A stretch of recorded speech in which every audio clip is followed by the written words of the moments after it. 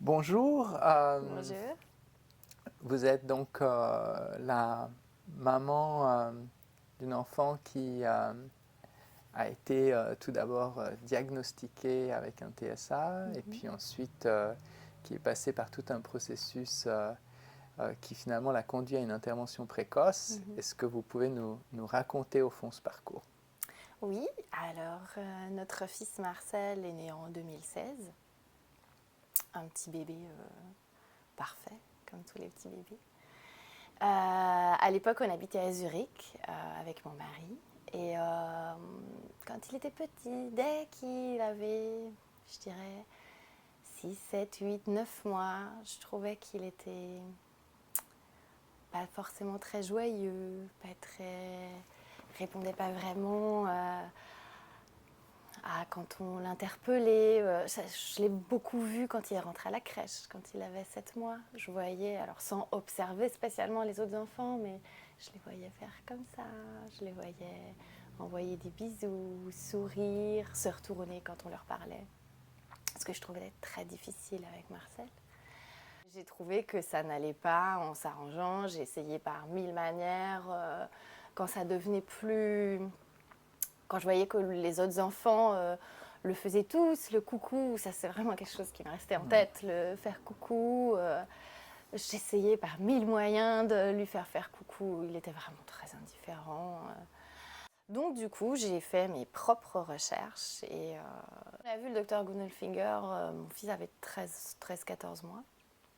Et je me rappelle à la fin du rendez-vous, j'ai dit alors, est-ce que vous croyez qu'il y a matière à s'inquiéter? Il m'a dit oui, je pense. Euh, donc déjà mon mari et donc moi aussi on est un petit peu Donc d'un seul coup, ça a pris une forme de réalité, une ouais, forme de exactement, confirmation. exactement. Alors moi j'étais pas vraiment surprise, non j'étais pas surprise, au contraire je crois que j'étais presque contente qu'on voit qu'il y avait quelque chose qui était un peu différent, qui à ce stade-là ne voulait peut-être pas forcément dire quelque chose, mais qu'il y a quelque chose de différent. Du coup, à Zurich, tout ce qui est intervention précoce, en tout cas à cette époque-là, c'était pas vraiment d'actualité. Donc, ce qu'il nous a proposé, c'était 2 fois par mois. On voyait une éducatrice pendant 1 heure et demie, surtout dans l'idée de suivre le progrès de Du Marcel. développement, de sa Voilà, exactement. socialisation. Avoir un peu des étapes et puis quelques conseils. Donc ça a commencé à combien de mois? 14 mois. Et ça a duré jusqu'à?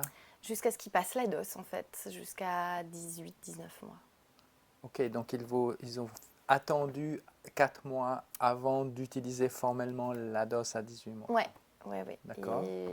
Et là, qu'est-ce qui se passe? Alors, quand il a passé la DOS, moi déjà j'ai vu, hein, pendant qu'il passait la DOS, je voyais très bien qu'il ne faisait pas du tout ce qui était attendu. Enfin, Donc là, c'était comme si votre regard devenait externe ouais, oui, oui, dans alors mon cette regard est passation. devenu tout de suite externe, je l'ai vu, et puis c'était assez impressionnant comme process, parce que donc on est arrivé, il y avait 5 ou 6 personnes derrière une vitre aveugle.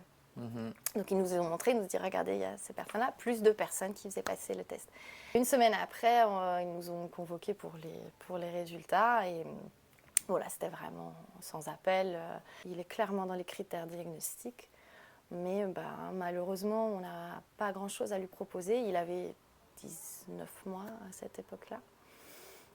On n'a jamais eu, elle nous a dit, je pense que c'est la première fois en Suisse qu'il y a un enfant qui est diagnostiqué à cet âge-là. On n'a pas d'outils pour lui, mais il faut faire quelque chose. D'un côté, moi j'étais soulagée qu'on ait D'avoir un point. enfin ce diagnostic. Exactement, d'avoir un point de départ, de savoir qu'il fallait faire quelque chose. Donc j'étais vraiment soulagée. Mon mari, par contre, il était effondré, puisque lui, il s'y attendait pas du tout, ou très peu. C'était très difficile pour Ouais, lui. pour lui, c'était très Qu'est-ce difficile. qui était difficile? Apprendre qu'il avait un enfant différent, qui a un parcours long et difficile qui s'ouvrait. Et Donc que... ça, vous l'avez tout de suite réalisé d'une certaine façon. Oui, je pense C'était le parce début que... de quelque chose. Ouais, oui, oui, ça je pense parce que je l'avais aussi quelque part un peu préparé, parce que moi je le savais. Enfin, je savais qu'il y avait quelque chose, je ne savais pas mettre des mots dessus. Donc j'étais quelque part préparée à ce qu'il y ait un parcours de toute façon à faire. Et lui, pas du tout, ou beaucoup moins en tout cas. Je ne savais pas à quoi ça menait. Il ne parlait pas du tout, ou très très peu. La communication était quand même vraiment difficile. Donc on se dit, peut-être, on ne sait pas ce qui va arriver. Est-ce qu'il parlera, est-ce qu'il ne parlera pas? Est-ce qu'on arrivera à rentrer en contact plus que ça avec lui? Est-ce qu'on n'y arrivera pas? Et puis je pense que ce qui est difficile, c'est de se dire, de toute façon, s'il ne parle pas, c'est comme ça. Et c'est comme ça qu'on l'aimera, et c'est comme ça qu'il sera, et qu'on l'acceptera. Donc ça, je pense que c'est beaucoup de choses qui sont arrivées en même temps, dans sa tête et dans la mienne aussi. Hein. Mais en même temps, vous vous êtes mobilisés. Après, quand elle nous a dit, nous, on n'a rien pour lui, mais il faut faire quelque chose. Ça, par contre, je pense que je ne m'y attendais pas vraiment.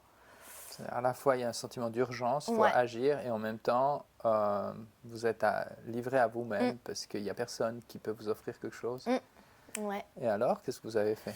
On a cherché et finalement, je suis tombée un peu par hasard sur le site de la Fondation Dora qui mentionnait le CIPA. J'ai laissé un mot sur l'espace de contact et Madame de Raconnier m'a appelée. Et elle m'a dit, elle était vraiment très gentille, elle m'a dit... C'est une personne super. Oh, elle était vraiment très gentille, ça m'aimait beaucoup. On était un peu au fond du trou à ce moment-là, elle m'a dit, mais vous inquiétez pas, il y a des choses qui existent. Elle nous a expliqué donc que la Fondation avait participé au premier pas du CIPA. Et elle m'a dit, contactez le pôle autisme, ils vous aideront. Le secrétariat m'a répondu, ils m'ont dit remplissez un dossier, vous notez que vous voulez le CIPA, ça pourra aller plus vite, peut-être un peu plus vite. Au final, ça a été très très vite, j'ai écrit une lettre, rempli un petit dossier. Au bout d'une semaine, on me rappelait, on me disait vous avez rendez-vous le 30 juillet. Et on avait rendez-vous donc, avec Marie Cher et Aurélie Bochet. Donc elles nous ont reçus et là déjà, franchement, quel soulagement. Elles nous ont dit, rien n'était fait, mais au final, juste qu'elles nous disent, écoutez, ici on a des enfants qui ont son âge et desquels on s'occupe, il y a des choses qui existent, des choses très bien, on peut vous aider.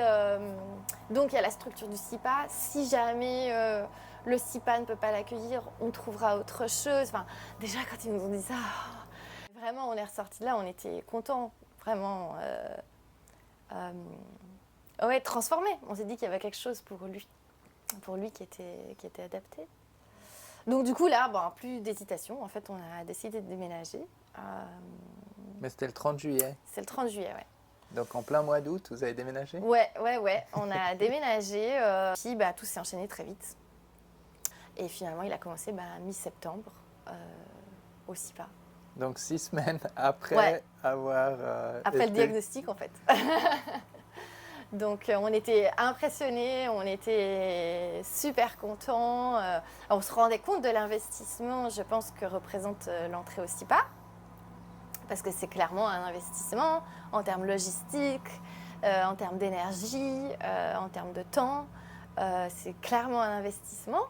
Mais je pense que de toute façon, dans notre cas, on n'avait pas d'autre alternative. Et puis, on se rendait compte que c'est des moments précieux quand ils sont si petits que ça.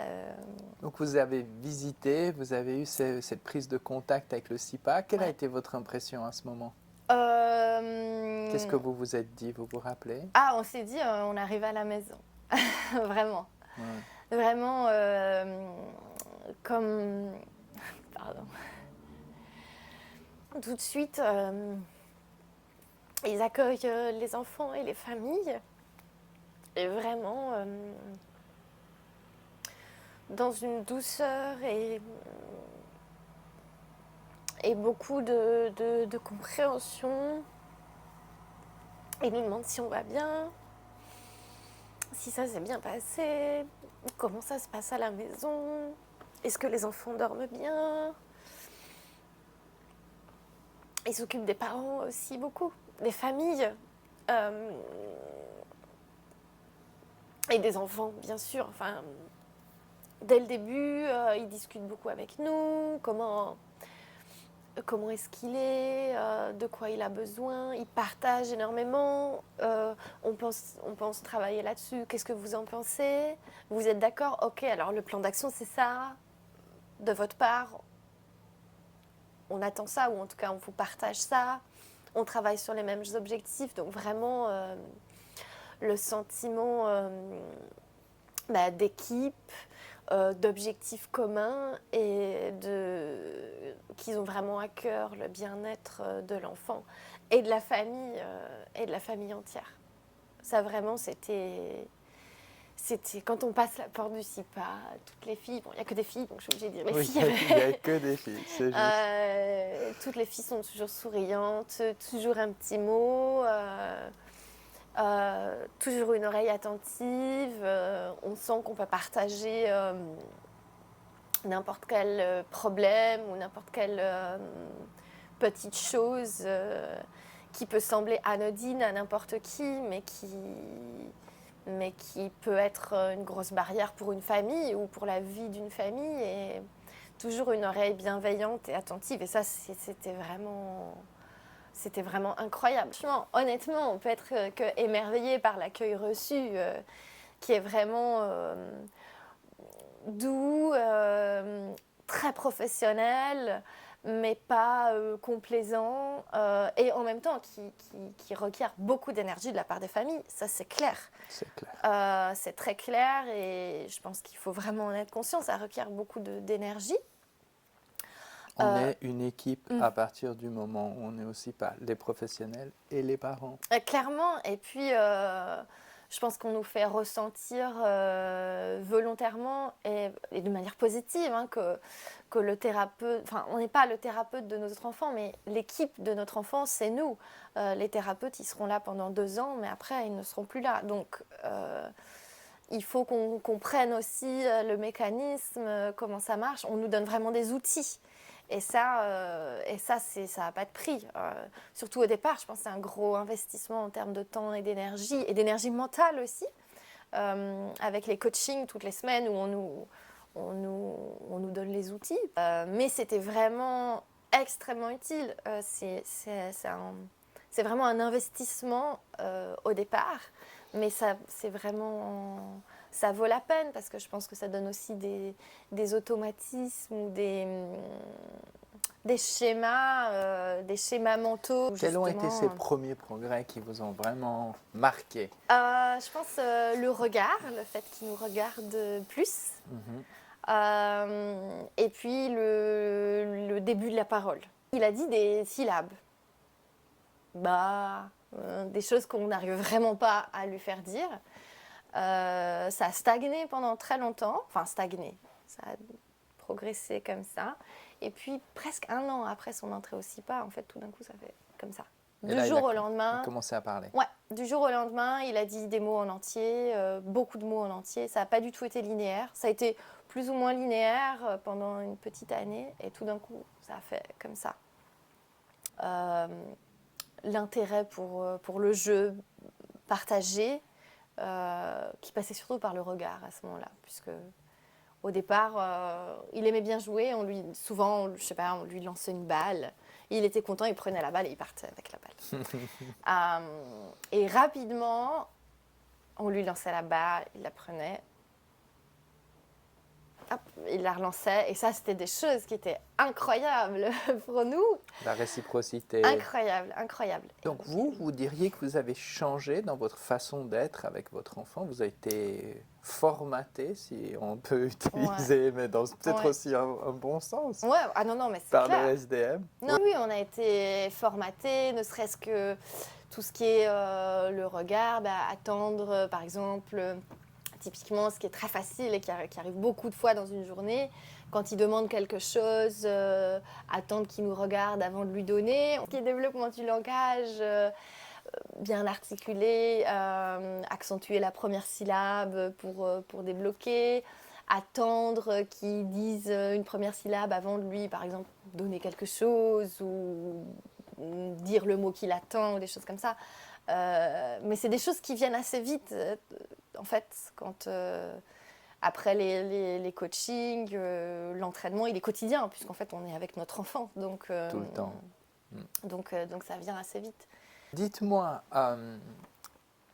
on vit un peu avec ce SIPA, notamment on est assez exigeant sur le fait qu'on prend les vacances en même temps que le SIPA, tout ça. Qu'est-ce que vous en avez pensé? Alors, je pense que déjà, on nous prévient clairement à l'entrée. Quand on a eu l'entretien la première fois, on nous l'avait clairement dit, il y a un contrat qui est passé. Donc on comprend clairement qu'on n'arrive pas dans une crèche qui a une vraie différence et que quelque part, on nous délivre une prestation.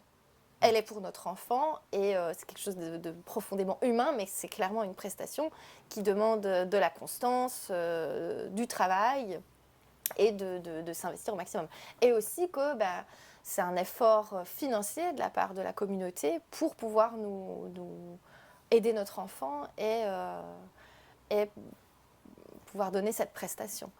Donc je pense que déjà les termes sont très clairs au départ. On nous donne aussi, je ne sais plus, quelques jours de réflexion pour réfléchir justement à toutes ces contraintes, entre guillemets, mais tout ce qui est associé, disons, à la prestation SIPA, on nous donne quelques jours pour y réfléchir.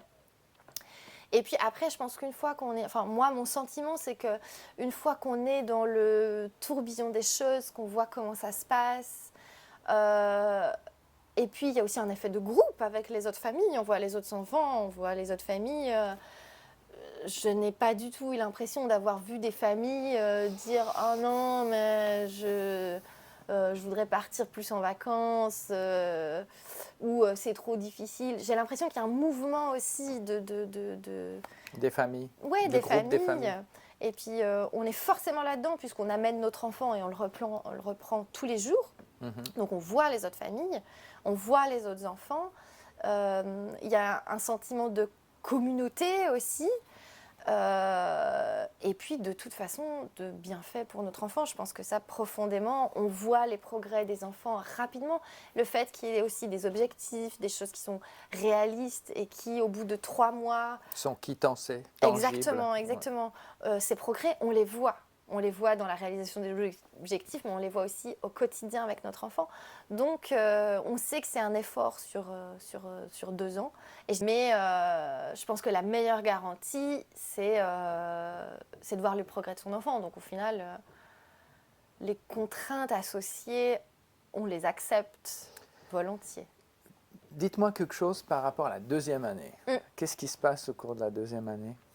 C'est pas un long fleuve tranquille quand même. Non, c'est pas un long fleuve tranquille. Par contre, alors nous, c'est le moment, alors ça encore une fois, je pense que ça dépend des familles, mais c'est le moment où il y a beaucoup de choses qui sont débloquées pour Marcel, dont la parole, ce qui change aussi beaucoup de choses dans la communication avec l'enfant. Et en fait, la préparation pour la sortie. Je pense que déjà, pour la 2e année, il y a une phase de préparation pour la sortie. Que l'enfant aille à l'école, à la crèche ou en établissement spécialisé, il y a de toute façon, dès le début, on l'a compris, dès le début de la 2e année, tout le long de la 2e année, cette préparation au projet de suite. Au projet de suite, quel qu'il soit. En tout cas, les coachings, par exemple, ne sont plus systématiques, ou en tout cas, ils n'ont pas le même objectif. L'objectif des coachings, c'est justement plutôt d'ajuster par rapport à l'enfant, avoir une discussion sur qu'est-ce qui va pas, qu'est-ce qu'on peut ajuster. Donc, c'est un peu différent. Mais après, souvent, c'est plus des choses, j'ai envie de dire, ad hoc. Ok, maintenant, comment on fait pour la propreté ? Comment on fait pour, je sais pas moi, l'endormissement ou quoi que ce soit qui est pour l'enfant ? Et puis, moi, en tout cas, je l'ai un peu vu comme ça. Sur la dernière année, je me disais, il faut qu'on pense à tout ce qu'il y a à travailler avec lui.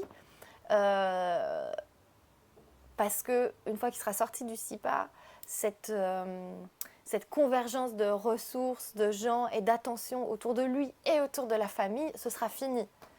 Donc... Et c'est vrai, c'est fini ou... Non, c'est pas vrai, mais à ce moment-là, c'est ce que je croyais. Oui, je ne veux pas entraîner les gens sur une fausse piste. Mais, alors, c'est pas vrai. c'est pas vrai. Par contre, ce qui est vrai, c'est que, bien évidemment, le cocon et la force de frappe du SIPA, elle est plus là. Et c'est normal, c'est aussi ce qu'on veut pour les enfants, j'imagine. C'est qu'ils arrivent à se détacher de ça. Donc, c'est une course contre la montre. Donc, ils mais vous ont aidé à vous concentrer sur l'essentiel. Ouais, clairement. Parce que comme parents, ça, c'est difficile? Ouais, je pense. Pourquoi? Parce qu'on a envie du mieux, du mieux dont on imagine capable notre enfant à un moment donné. On voudrait tout faire. Ouais, bien sûr. Bien sûr qu'on voudrait tout faire. Et puis des fois, on n'est pas très réaliste par rapport à soi-même ou à notre enfant. Et vous avez pu comprendre que ça, au fond, ça pouvait quand même se retourner contre la force du projet. Ouais, clairement. Et au final, c'est comme ça qu'on obtient des victoires. Parce que même si on veut le mieux pour notre enfant, on n'a pas envie non plus de défaire des équilibres qui nous semblent très fragiles. Trop fragiles pour espérer aller plus loin. Je le vois par exemple avec la nourriture. Nous, il est extrêmement restrictif sur ce qu'il mange. Pâtes, quelques fruits, donc c'est vraiment difficile, que ce soit sur les textures, tout, c'est vraiment très difficile. Et cette année, par exemple, donc il n'est plus au SIPA, mais il a toujours un soutien à la crèche. À la crèche, là, ça fait 1 mois et demi qu'il y est, il revient. Maintenant, il goûte quasiment tout. Il goûte une bouchée, mais il goûte quasiment tout. Et moi, je n'y aurais pas cru une fois et je n'aurais pas poussé pour qu'il le fasse parce que j'aurais eu trop peur de le contrarier. Et puis dites-moi alors, ok, vous nous avez expliqué la fin de cette période, l'anticipation de la sortie. Parlez-moi de la sortie de cette vraiment... J'étais extrêmement anxieuse et très... Enfin, j'étais effondrée. Franchement, j'étais effondrée. Honnêtement, c'était... envisager la fin du SIPA, pour lui comme pour nous, c'était vraiment, pour moi, très difficile. Pourquoi? Qu'est-ce qui était si difficile? Qu'est-ce qui vous touche tellement, là? Ça a changé notre vie de famille complètement. On a déménagé pour ça. Après, on avait une vie bien installée à Zurich. On a tout déménagé en 2 semaines pour ça. Sans regret, bien sûr, hein, mais c'était vraiment le projet de toute une famille, le SIPA. Il s'est complètement ouvert et il a beaucoup changé pendant cette période. Il a fait des progrès incroyables, inespérés. Il était très investi et nous aussi. On bénéficiait d'un soutien très fort de la part du SIPA. Donc, la sortie du SIPA, déjà pour lui, je me disais, mais comment est-ce qu'il va réagir? Il ne va plus être entouré comme il l'était. Ça va changer une routine qui était bien établie. Et puis, c'est un enfant qui est un peu rigide sur les routines, sur les habitudes. En plus de ça, comme il était jeune, il n'allait pas sauter à l'école ou dans un établissement spécialisé. Mais, il y a 1 année avant qu'il puisse aller à l'école. Ouais. Donc, une année de vide, ou en tout cas que moi j'imaginais comme une année de vide. C'était extrêmement angoissant pour moi. Et on m'a dit, mais vous inquiétez pas, il aura 1 heure de soutien par semaine. J'étais... Le sevrage.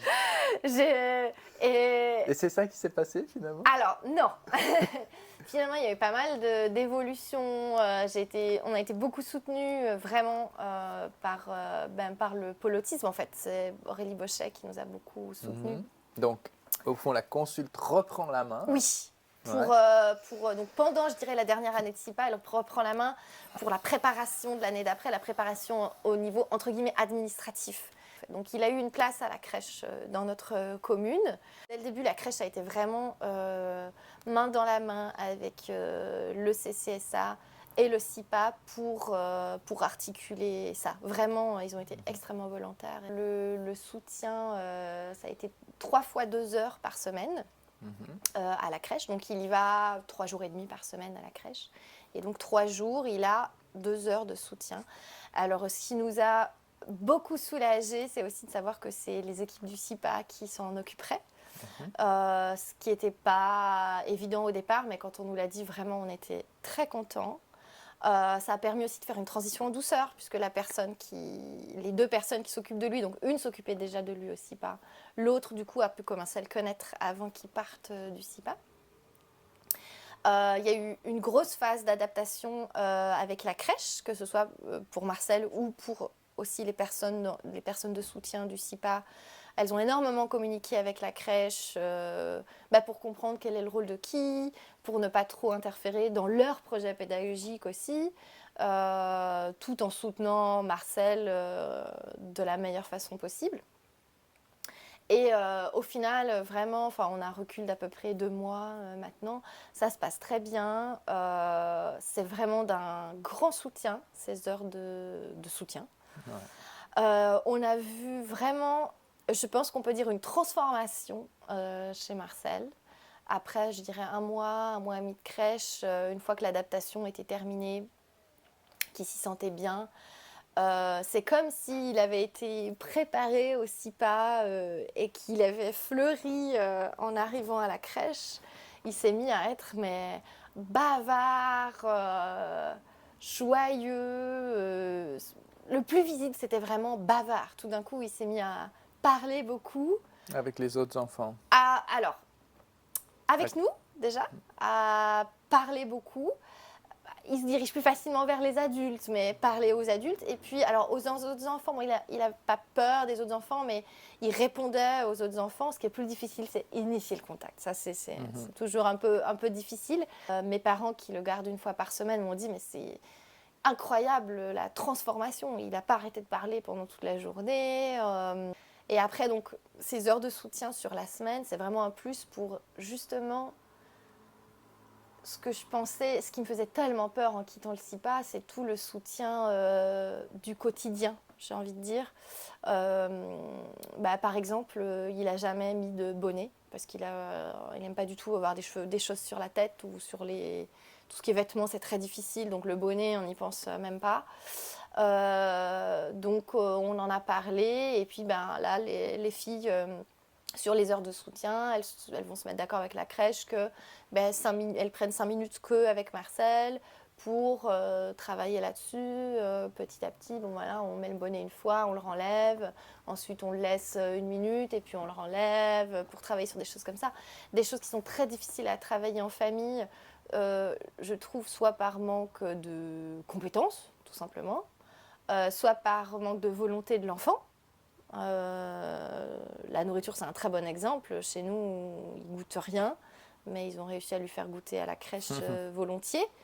C'est pas faute de ne pas avoir insisté, mais il a bénéficié de l'arrivée de la psychomotricienne sur sa 2e année au SIPA, ce qui était vraiment bien.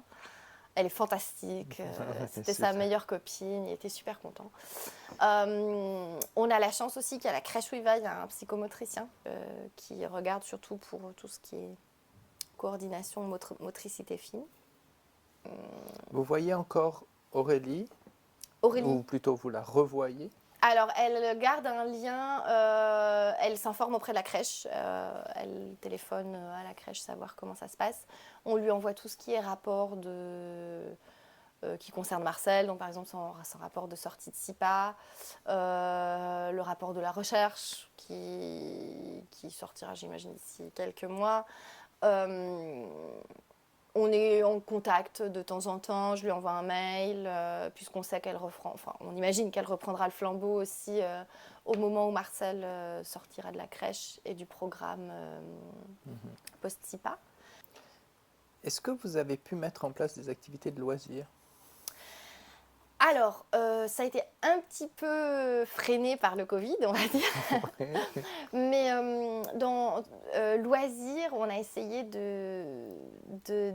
d'axer un peu cette année sur socialisation. Donc, il est encore petit pour tout ce qui est club ou activité extrascolaire.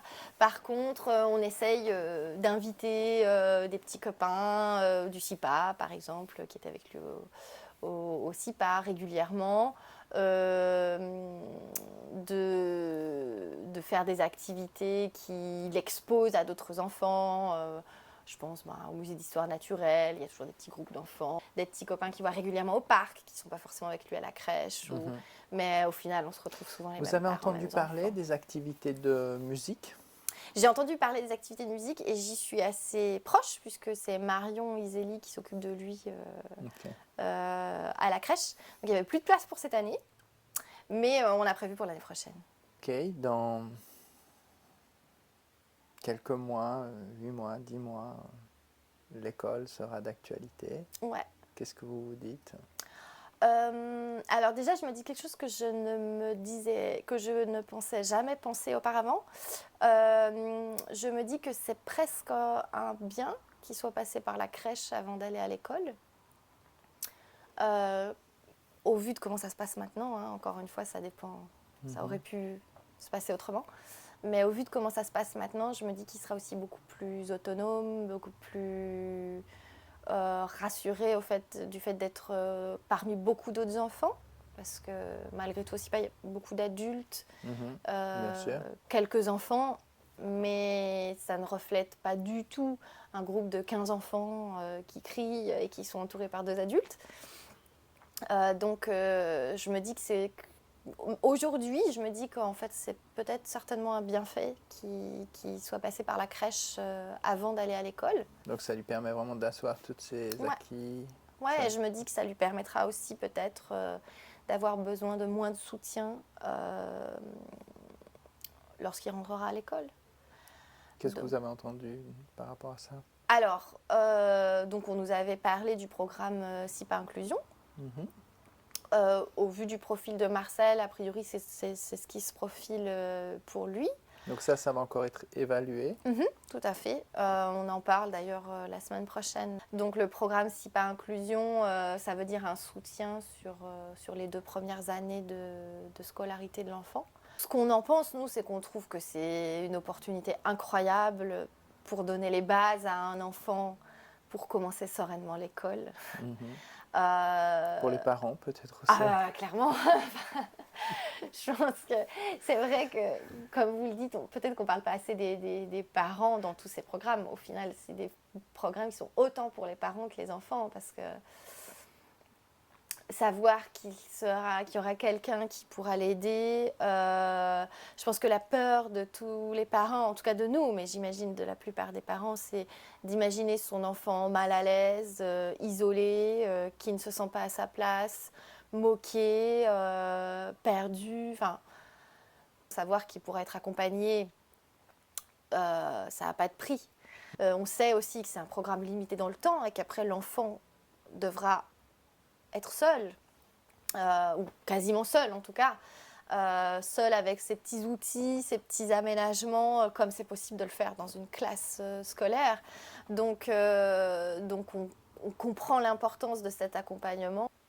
Il y a des enfants à qui ça conviendra, d'autres à qui ça ne conviendra pas. Et ça, même si c'est difficile à comprendre pour des parents, au final... quels que soient les aménagements administratifs, les décisions administratives, etc., au final, il faut faire au mieux qu'on peut avec le mieux qu'on a pour cet enfant et savoir accepter que le mieux pour notre enfant, c'est peut-être une autre voie ou cette voie-là. Mais ce qui compte énormément, c'est que je trouve qu'on a le choix dans les opportunités à donner. Une chose que vous auriez envie de dire, là, dans votre témoignage, à des parents qui sont peut-être tout au début de ce processus? Que c'est une aventure incroyable qui en vaut vraiment la peine. C'est beaucoup d'efforts, même en mettant à part l'effort, on va dire, logistique, c'est beaucoup d'efforts au niveau mental et préparation. Mais ça vaut tellement la peine. Nous, notre enfant a été transformé. Et on est conscient que c'est un atout pour son futur qui est incroyable. Il part sur des bases qui sont beaucoup plus solides et sereines. Parce qu'au-delà des progrès en soi, il y a aussi la sérénité de l'enfant qui est... ils sont heureux. Ils sont vraiment heureux. Ils sont dans un cocon qui est incroyablement... c'est amical. Enfin, les filles, elles deviennent amies avec ces enfants et c'est vraiment précieux. Vraiment, ça demande beaucoup d'énergie aux enfants et aux familles, mais moi, je le conseille 1000 fois parce que ça change un enfant et une famille et le bien-être d'une famille, vraiment.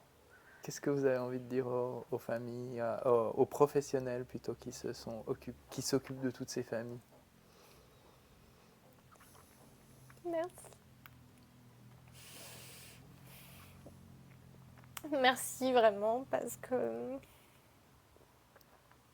en fait tous sont dans leur domaine compétents et tous discutent entre eux, donc ça fait vraiment un maillage qui est incroyable et qui bénéficie à la famille et à l'enfant.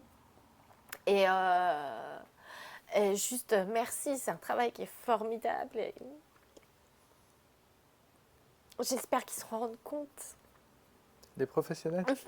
Je suis pas sûre, pas toujours. Que c'est vraiment un bienfait pour les familles qui est juste, mais incroyable. C'est difficile de prendre la mesure pour les familles quand on est un professionnel. Ça change une famille, vraiment, parce que quand un enfant qui a un TSA est dans une famille, enfin, c'est au départ, en tout cas, c'est le désarroi de toute une famille, parce que c'est l'acceptation d'avoir un enfant différent. Et puis le chantier qu'on voit devant nous, avec tout ce qu'il y a à faire, toutes les difficultés, le fait d'avoir du mal à rentrer en communication avec lui. Et être accompagné et voir des progrès, parce que tous les enfants font des progrès, j'en suis persuadée. Après, chacun à leur rythme, chacun dans leur domaine, mais j'ai aucun doute que tous les enfants font des progrès. Et ça... Pour une famille, ça n'a pas de prix parce que ça amène une sérénité dans la famille qui n'existait pas avant. Et puis, je trouve vraiment une confiance en l'avenir qui est incroyable. Donc, j'espère vraiment que ces professionnels-là, ils se rendent compte que ça n'a pas de prix pour une famille. C'est vraiment un bienfait qui est durable. Et puis je trouve que ça influe beaucoup sur la confiance en soi des parents, sur la confiance en soi qui savent et qui peuvent aider leurs enfants. Ça va plus loin que le bien-être de l'enfant. Et c'est pour ça que c'est aussi difficile de partir du SIPA aussi, enfin, du système en général. Quand je dis SIPA, mais c'est au sens large, parce qu'on sait ce que ça nous a apporté, ce que toutes ces personnes nous ont apporté. Pour que vous puissiez retrouver un lien fort avec votre référent de la consultation. C'est aussi ça, sa fonction. Oui, en principe, j'en suis persuadée. L'idée, c'est que c'est quelqu'un qui restera avec vous jusqu'à ce que votre enfant devienne un adulte. C'est vraiment ça l'idée. Je suis persuadée que c'est une des clés et que c'est la clé, certainement. Et puis, honnêtement, nous, on a vraiment eu, avec la myriade de personnes qu'on a vues pendant ces 2 ans, on a vu que des gens fantastiques. Vraiment, mon mari, il le dit tout le temps, il dit « mais c'est incroyable, il n'y a que des gens super !» Nous, on est extrêmement reconnaissants à toutes les équipes.